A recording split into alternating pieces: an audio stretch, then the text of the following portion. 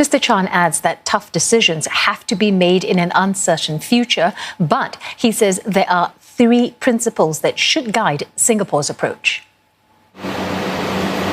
Waiting for the pandemic to blow over is not an option. Singapore will reopen for business and it'll stick to the first principle of doing it safely and sustainably.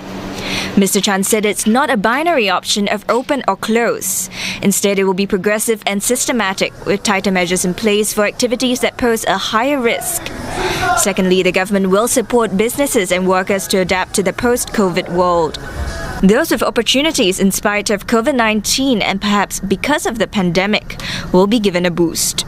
As they grow, they will create more jobs and opportunities for our workers.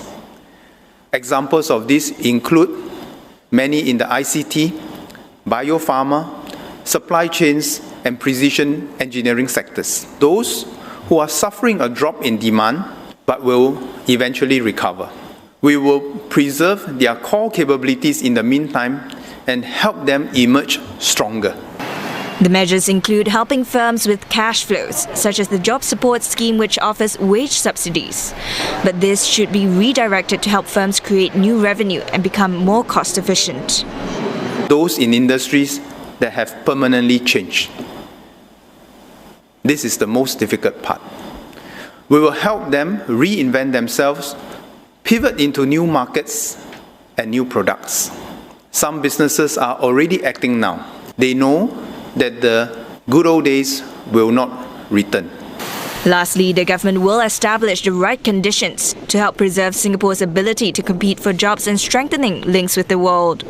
Mr. Chan says Singapore's status as an aviation and port hub cannot be taken for granted, and the country will fight to preserve its networks and capabilities.